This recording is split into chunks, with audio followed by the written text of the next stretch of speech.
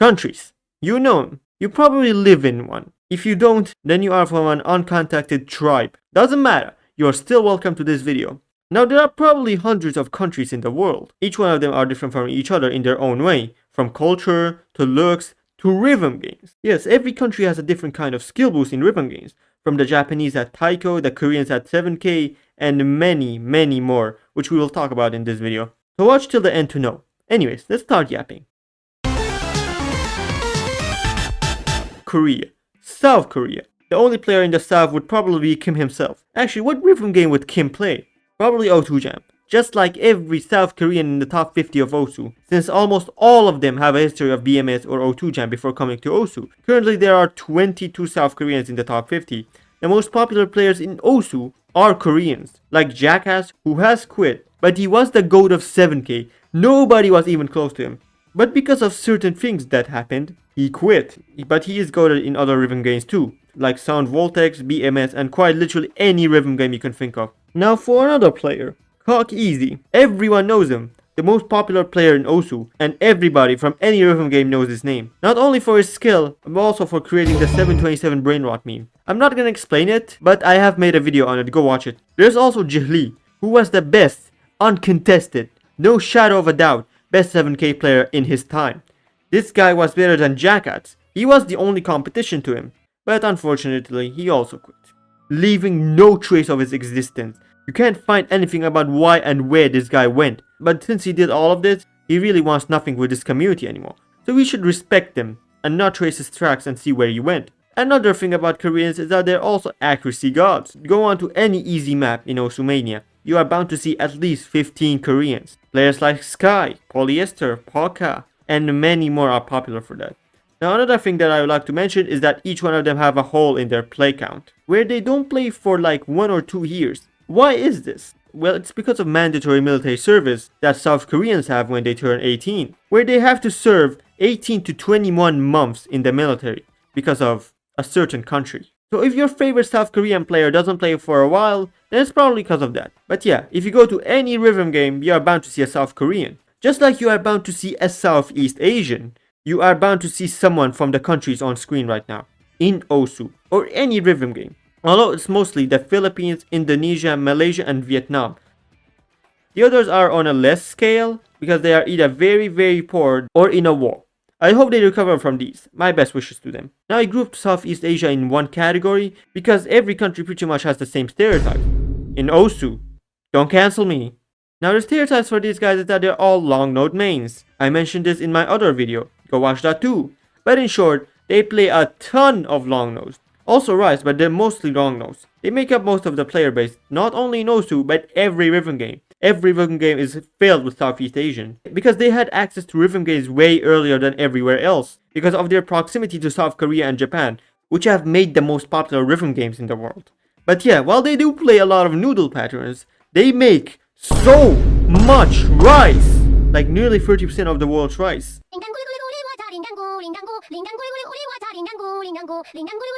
And they eat a fuck ton of that shit too. They also do mix rice with noodles and pretty much everything, but they eat rice mostly. Maybe that's why they are good at everything. Example like Boji, who's cracked at absolutely every pattern in Osumania.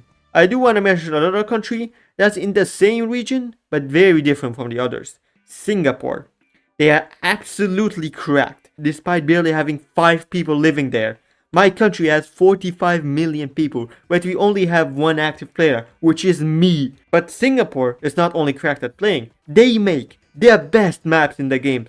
Like holy shit, have you seen Evening's map? His shit go crazy. Junos, Abrazos, and many more. They cook up the most epic maps ever. One more thing I would like to mention before I move on. Singapore, just like South Korea, has mandatory military service, so their play count is similar. Also, all of them are racist. Now that's all for Southeast Asia. Next is China.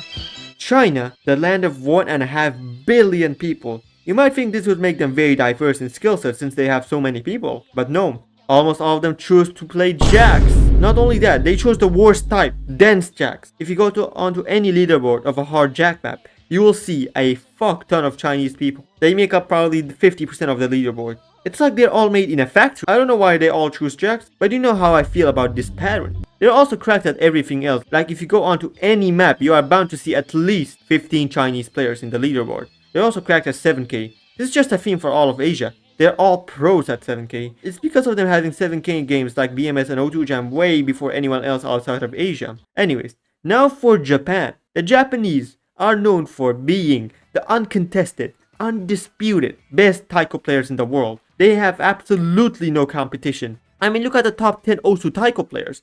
There's only one non-Japanese player. Even in the top 50, there's only 20 non-Japanese players. Why is this? Why are they so good?